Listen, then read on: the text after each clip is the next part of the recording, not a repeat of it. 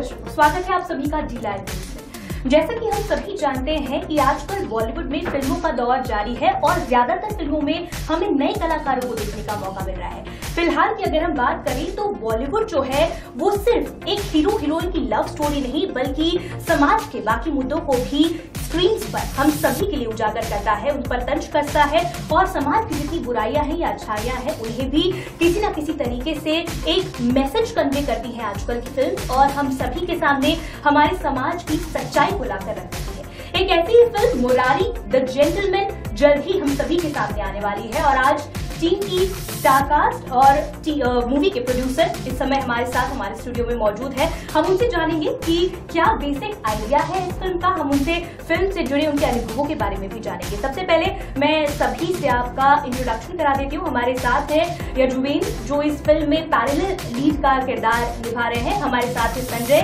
जो इस फिल्म में मुरारी जो लीड एक्टर है उनका किरदार निभा रहे हैं। इस वक्त स्टूडियो में हमारे साथ मौजूद है किशोर जी जो इस फिल्म के 3 प्रोड्यूसर्स में से एक है। इस फिल्म को 3 प्रोड्यूसर्स ने मिलकर बनाया है। किशोर जी, संजय और यजुवेन, आप सभी का बहुत बहुत स्वागत है हमारे डी लाइव के स्टूडियो में। Thank you so much. सबसे पहले हम जानना चाहेंगे किशोर जी से। किशोर जी सबसे पहले आपके पास आएंगे और आपसे जानना चाहेंगे कि Murari the gentleman, Murari the mad gentleman जो ये फिल्म है ये कहीं ना कहीं एक सब्जेक्ट हमारे माइंड में क्लिक नहीं करती है। बहुत ही कॉमेडी जॉनर की ये फिल्म है जो इसके नाम से हमें समझ में आता है, लेकिन फिर भी हमारे दर्शकों के लिए आप एक बेसिक आइडिया इस फिल्म का, एक जो बेसिक इसकी फ्रेम है वो सभी के लिए प्लीज रखें।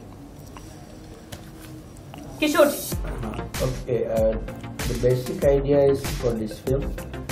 Actually, I met the writer. His name is Sagar Jha, and this story been like he told like maybe few people, and then he told me in Dalhousie that we're gonna do the Murari the Mad Gentleman. So then he told me the story, and right after that the one thing he had in his mind that who can be played the Murari. Is that all actor and actress was in his mind that who can play, who don't play, and stuff like that. And I would like to get the new the new people to be launching in this film. And कहीं ना कहीं कोई भी पहली बार तो काम करता ही है, तो उनमें ये रिस्क भी नहीं है, लेकिन जो उन्होंने प्ले किया है उसके अलावा और दूसरा कोई प्ले भी नहीं कर सकता। So this is about the launching new people, and the story was real good, and everybody should watch this movie, and which is gonna release on 11th of March. ठीक बात है किशोर जी, लेकिन एक सवाल और यहाँ पर उठता है कि आपको क्यों लगा कि इस तरह की ये जो पृष्ठभूमि है, जो पटकथा इस मूवी की है वो दर्शकों के दिलों को किस तरह से छुएगी? आपको क्यों लगा कि ये मूवी, ये कॉन्सेप्ट जो है वो दर्शकों के दिलों में कहीं ना कहीं एक जगह बनाएगा? Okay, it's about every corner of, it's not only in India, it's everywhere in the world. There is some people डरते हैं, भूत से डरते हैं, प्रेत से डरते हैं, कहीं भी न कहीं दुनिया की बात है, ये अभी इंडिया की सवाल नहीं है, हर एक जगह पर ये सुपरस्टिशन रहते हैं कि ये मानते हैं वो मानते हैं, तो उसको दूर करने के लिए ये मूवी का हमने इस्तेमाल किया है। किशोर जी का सीधे सीधे ये कहना है कि जो एक अंधविश्वास है, जो सुपरस्टिशियसनेस है, जो हमारे सिर्फ कहीं बैकवर्ड एरियाज में ही नहीं बल्कि पूरे देश की यही कहानी है। कहीं ना कहीं जो भी गरीब रिमोट एरियाज होते हैं वहां पर काफी सारे लोग इसी समस्या से जूझ रहे होते हैं। अब हम आते हैं सीधे संजय के पास। संजय, सबसे पहले तो इस मूवी में आपका जो कैरेक्टर है मुरारी का, आप बने हैं द मैड जेंटलमैन, तो ये मैड जेंटलमैन जो है इसकी कौन सी लाइन पे ये चलता है और क्या है आपके कैरेक्टर के बारे में सभी दर्शकों को बता दीजिए। जी, सबसे पहले तो मैं ये कहूँगा कि मुरारी द मैड जेंटलमैन जो है जी, इसमें मुरारी का जो किरदार है जी वो इंसानियत वाला है, प्यार करने वाला है, प्यार बांटने वाला है, ऐसा एक किरदार है। और मुरारी की अपनी एक दुनिया है, अपना एक वर्ल्ड है जिसमें वो जीता है जी, और उसी वर्ल्ड से, अपनी दुनिया से वो बाहर की दुनिया को भी देखता है। तो बाहर की दुनिया को ये लगता है कि भाई ये जो इंसान है मुरारी नाम का, इसमें कुछ प्रॉब्लम है, तो ये इसके साथ कुछ गड़बड़ है मामला। तो जो सारा जो ह्यूमर है, सारी जो कॉमेडी है, इसी जो कॉन्फ्लिक्ट से निकल के आता है। फिल्म ऐसे आगे बढ़ती है। फिर जो इसके साथ साथ फिल्म जो है, जैसा कि बताया कि जो ओल्ड एज की जो प्रॉब्लम है हमारे समाज में जी, जो आज फैमिली न्यूक्लियर फैमिली हो गई है, तो उसमें जो ओल्ड एज के लोग हैं उनकी जो प्रॉब्लम है उसको भी इसमें दिखाया गया है। अंधविश्वास जो है, और मैं ये बोलूँगा कि अंधविश्वास जो है वो गांव में नहीं है सिर्फ जी, ये समाज के सभी वर्गों में है, सारे समाज में है। बिल्कुल, अगर बिल्ली रास्ता काटती है तो हम थोड़ी देर के लिए ठिठक ही जाते हैं जी। हम 50 लोगों में जरूर ये कहें कि हम अंधविश्वास को नहीं मानते हैं, लेकिन जब अकेले में हम होते हैं तो हम भी भूत प्रेत कोई सीख देता है तो हम किसी अच्छे काम के लिए घर से बाहर नहीं निकलते हैं। कई सारी चीजें जो रोजमर्रा की जिंदगी में हमारे सामने तो क्योंकि ये हमारे बिल्कुल नस नस में घुसी हुई चीज है। हमें अपने पेरेंट्स से, हमें अपने समाज से, वो हमें बचपन से ये सिखाया गया है, तो हमारी जड़ों में उसको निकालना बहुत मुश्किल है, लेकिन वो धीरे धीरे ही निकले। तो उस पर भी ये फिल्म जो है आपको बताती रहेगी बीच बीच में, लेकिन जो कहने का तरीका है वो कॉमेडी का है। ह्यूमर के थ्रू आपको सारी चीजें चलेंगी। संजय, जिस तरह से आपके ट्रेलर में हमने एक डायलॉग सुना था, आपकी वन ऑफ द एक्ट्रेस कहती है फिल्म से ही कि किसी ने सच ही कहा है कि जो काम करता है उसका जरूर नाम होता है, लेकिन मुरारी का तो नाम ही काफी है। तो ये किस तरह से चलता है मुरारी? जैसे कि फिल्म का नाम हमें बताता है कि फिल्म सेंट्रली आप पे फोकस करती है, आपकी लाइफ की जर्नी पे फोकस करती है, तो किस तरह से मुरारी जो है वो दूसरों को किस तरह से इन्फ्लुएंस करता है और ये किस तरह का उसका कैरेक्टर जो है पूरा रोल प्ले रहता है? देखिए, मुरारी, जैसा मैंने बताया कि मुरारी अपनी दुनिया से बाहर की दुनिया को देखता है जी, बिल्कुल, लेकिन इसके साथ साथ जो बाहर की दुनिया, उसका आसपास का जो समाज है, उसको भी वो उतना ही प्यार करता है, उसके लिए कुछ भी करने को हमेशा तत्पर रहता है। समाज मुरारी को कैसे देखता है? समाज मुरारी को देखता है कि ये पागल है जी, ये क्योंकि हमारी दुनिया से मैच करता जी, है ना, अलग है। तो लेकिन बाद में फिर क्या होता है ये तो फिल्म में आपको जाने के बाद पता चलेगा। लेकिन ये है कि जो हमारे समाज के ठेकेदार हैं, जो हमारे बुद्धिजीवी हमारा वर्ग है, जो कहता है कि हम समाज के लिए सब कुछ करते हैं, उससे अलग एक ऐसा इंसान जिसको पूरी दुनिया पागल समझती है, वो ऐसे ऐसे काम कर जाता है कि आप भौचक्के रह जाओ, आप चकित रह जाओ जी। तो एक ऐसा इंसान जिसको पूरी दुनिया पागल समझती है, जिसको पूरी दुनिया समझ ही नहीं पाती, वो ऐसे ऐसे काम कर जाता है। तो मूर्ति, इसलिए मुरारी का नाम ही काफी मुरारी का नाम काफी ठीक बात है। अब हम यजुवेंद्र के पास आते हैं। आप हमें बताइए यजुवेंद्र कि आप भी पैरेलल लीड हैं, मूवी में आपका भी अहम किरदार है, तो किस तरह से मुरारी से कंधे से कंधा मिलाकर आप फिल्म में हमें किस कैरेक्टर में दिखेंगे और आप मुरारी की और यजुवेंद्र की इस फिल्म में किस तरह से बॉन्डिंग में दिखेंगे? एक्चुअली इन सब बातों की शुरुआत मैं करूँगा। मैंने अभी अमित जी का एक इंटरव्यू पढ़ा था जी। उन्होंने उसमें कहा कि हम अक्सर अपनी फिल्मों को हॉलीवुड फिल्म से कंपेयर करते हैं कि हमारी फिल्में कहाँ हैं, और तो उनका एक बहुत बढ़िया स्टेटमेंट था, अभी लेटेस्ट इंटरव्यू है, कि इंडिया के पास देने के लिए जो इमोशंस स्क्रीन पर हैं वो दुनिया के किसी भी सिनेमा के पास नहीं है। वो चाहे दोस्ती का फ्लेवर हो, वो चाहे प्रेमिका प्रेमी का फ्लेवर हो, चाहे बाप बेटे का फ्लेवर हो, है क्या कि हम उसको किस तरीके से रिप्रेजेंट कर रहे हैं। ठीक है, तो बहुत दिनों बाद लोगों को फिल्म में दोस्ती देखने को मिलेगी, अनकंडीशनल, कि बिना किसी स्वार्थ के दोस्ती। के बाद अब हमें मुरारी, एक्चुअली हमारा एक पोस्टर है जिसमें मैं बाइक चला रहा हूँ, मुरारी पीछे उसमें मस्ती कर रहा है, जेनी उसमें सबसे पीछे मस्ती कर रही है। मुझे लगता है वो सबसे बढ़िया पोस्टर है अभी तक का।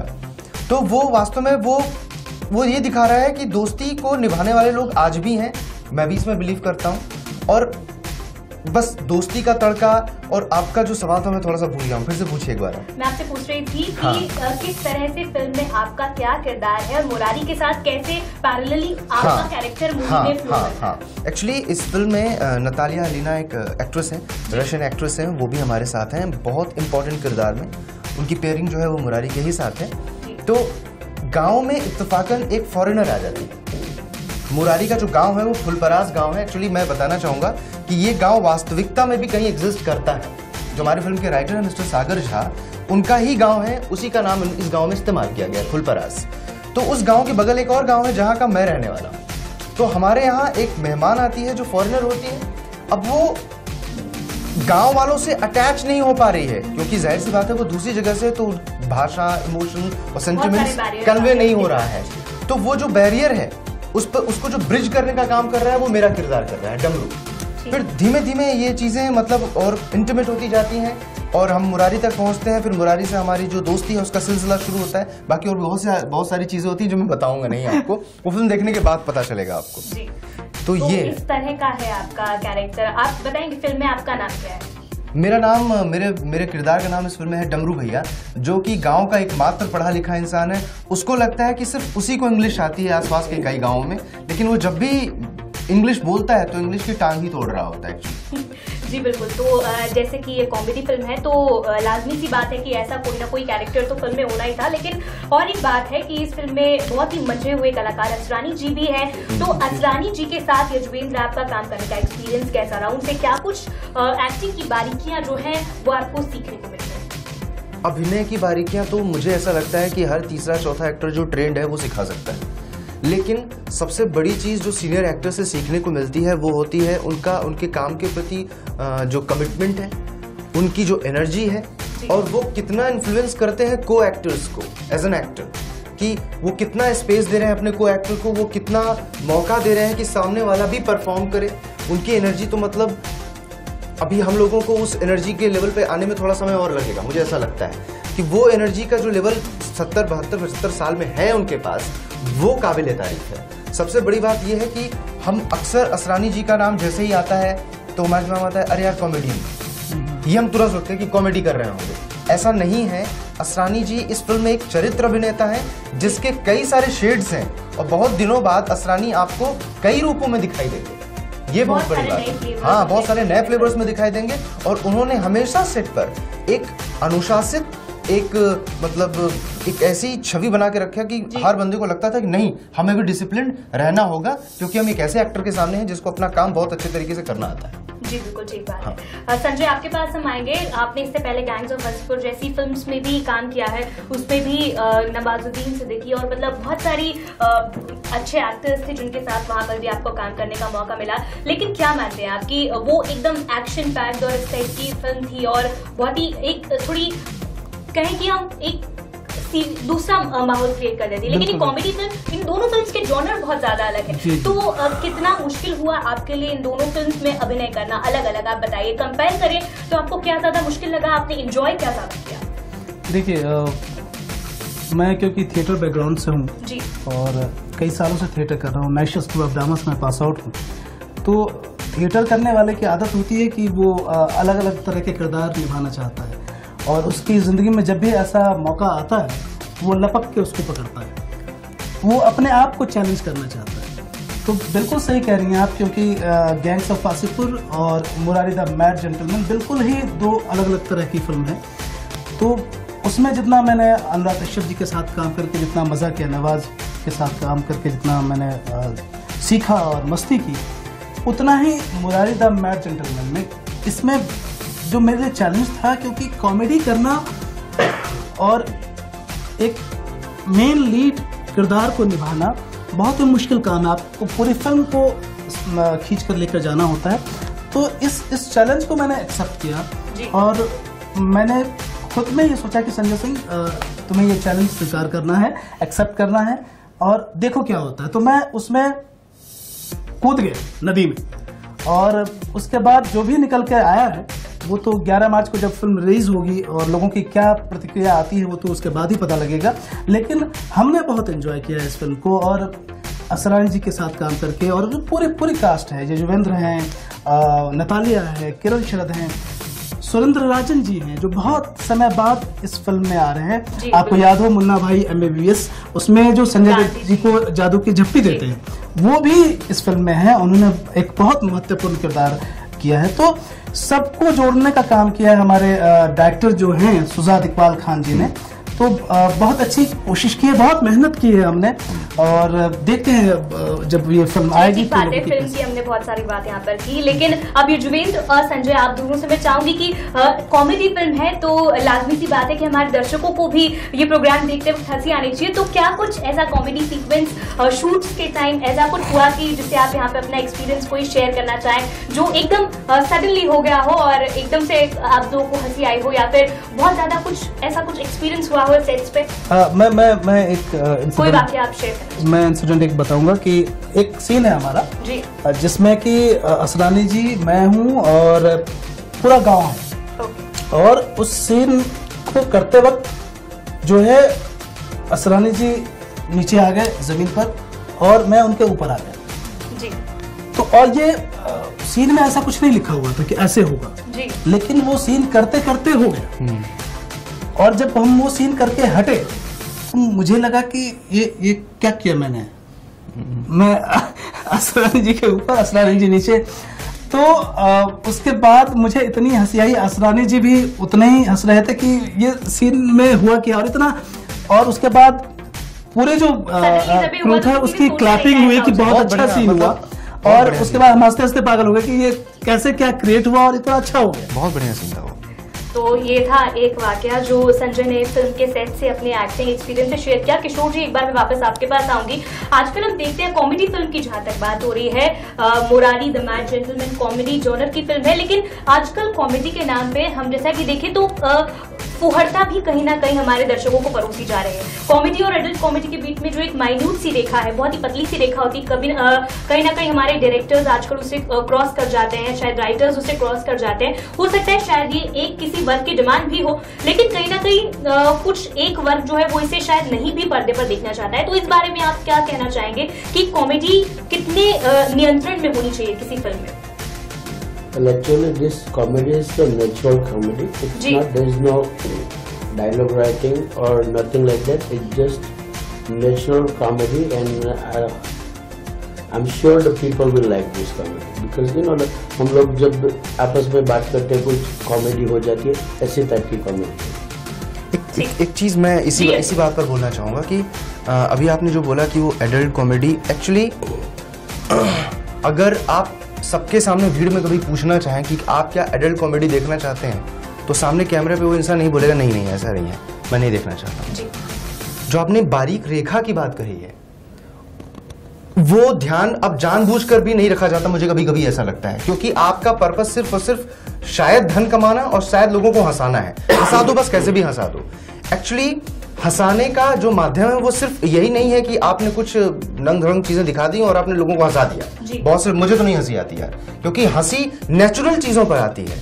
आप कॉमिक टाइमिंग होता है। हाँ, और हम जिस तरह के देश में रहते हैं, अब लोग इसको कह दिए, शायद हमारा पिछड़ापन हो सकता है, भाई हम इतने पिछड़े हैं अभी कि हम वो नंग चीजें भी नहीं देखना चाहते। ठीक है, हाँ, तो हमने उस कल्चर को, उस संस्कृति को अपडेट रखा है, मेंटेन रखा है, और उसके साथ एक ऐसी चीज बनाई है, एक ऐसी पेशकश है ये जो लोगों को हंसाएगी, गुदगुदाएगी, रुलाएगी और कुछ सिखा के जाएगी। तो मेरा ये 100% मानना है कि कॉमेडी हमेशा इसी फॉर्म में रहे तो वो बहुत कुछ दे सकती है सोसाइटी को, हमको एज एन एक्टर। लेकिन अगर वो उस फॉर्म में है तो उस फॉर्म में तो दुनिया में बहुत सी जगहों पर बहुत सी चीजें हो रही हैं, मुझे ऐसा लगता है। ये तो ये फिल्म जरूर एक नेचुरल कॉमेडी करके सभी लोगों को हंसाएगी, और जरूर इस फिल्म में जो एक मैसेज है वो सभी दर्शकों के दिलों में थोड़ी जगह बनाएगा। सिचुएशन पे based comedy, situational comedy, natural comedy. जी हाँ, ये जॉनी लीवर की कॉमेडी नहीं है, उनके जॉनर की कॉमेडी नहीं है कि अलग अलग तरह की शक्लें बनाना और उससे जो कॉमेडी क्रिएट होता है, वो उस तरह की कॉमेडी नहीं है इस फिल्म में। सिचुएशन जो है वो आपको ह्यूमर देता है। लाइक कपिल शर्मा कॉमेडी कह सकते हैं उसे? नहीं, बिल्कुल नहीं। ये एक ऐसी फिल्म है जिसमें कई सारे किरदार हैं, उनके कई सारे एक्शंस हैं, कई सारी बातें हैं, उससे वो ह्यूमर निकल के आता है। जानबूझकर कोई प्रयास नहीं किया गया है यहाँ पर। ठीक है, तो इस खास सेगमेंट के आखिरी दौर में एक बार हम फिल्म की म्यूजिक के बारे में भी बात कर लेते हैं। म्यूजिक के बिना कोई भी फिल्म अधूरी होती है, और जहां तक मुझे पता है कि ग्रेट सिंगर सोनू निगम ने भी इस फिल्म में गाना गाया, और मेरे ख्याल में ट्रेलर से ज्यादा वो गाना राब्ता दर्शकों के दिलों में जगह बना रहा है और खूब वाहियात लूट रहा है। तो फिल्म के म्यूजिक के बारे में संजय आप क्या बताना चाहेंगे, और वो जो गाना है वो फिल्म में किस सिचुएशन में बैठता है, और म्यूजिक के बारे में क्या बताना चाहेंगे सभी व्यूअर्स? देखिए, जो म्यूजिक डायरेक्टर हैं इस फिल्म के विश्वजीत भट्टाचार्य, बीबो नाम से, वो उन्होंने म्यूजिक दिया है। और जो गाना आपने जैसा बताया कि सोनू निगम जी ने गाना गाया है इसमें, ममता शर्मा ने गाया है गाना, कृष्णा बरुआ ने गाना गाया है, वो आइटम ट्रैक है। जी हाँ, ममता शर्मा जी का। तो बहुत ही अच्छे गाने हैं, आपको जो है गाना सुन के अच्छा लगेगा, आपको गानों को सुनने में बहुत सूदिंग हाँ है वो सॉन्ग। तो और सोनू निगम जी का जो गाना है वो फिल्म की जान है, वो ऐसे सिचुएशन पे आता है जो कि आप फिल्म को आगे लेकर जाते हैं। तो बहुत ही अच्छा गाना गाया है उन्होंने। मेरा तो सबसे पसंदीदा गाना सोनू निगम जी का गाना राब्ता। बहुत दिनों बाद आपको धुन सुनने को मिलेगी, और कुछ ऐसा जो पुराना और नया है। ऐसा नहीं कि सिर्फ नया है, वो मेरे पापा को भी अच्छा लगेगा, वो मेरे दादा को भी अच्छा लगेगा, वो मेरे बेटे को भी अच्छा लग सकता है, वो किसी को भी अच्छा लग सकता है। एक लार्जर ऑडियंस को वो टारगेट करेगा। हाँ, जी, ऐसे गाने हैं उसमें। तो बिल्कुल ये थी हमारे साथ upcoming movie the Murari the mad gentleman की स्टारकास्ट और प्रोड्यूसर मिस्टर किशोर जी। तो यहाँ पर हमें टीम ने काफी सारे अपने फिल्म से जुड़े अनुभव बताए, और बताया कॉमेडी को लेकर भी हमने बात करी कि आजकल किस तरह की कॉमेडी आ रही है, और फिल्म में सिचुएशनल कॉमेडी किस तरह की आपको देखने को मिलेगी। कई सारी बातें यहाँ पर सभी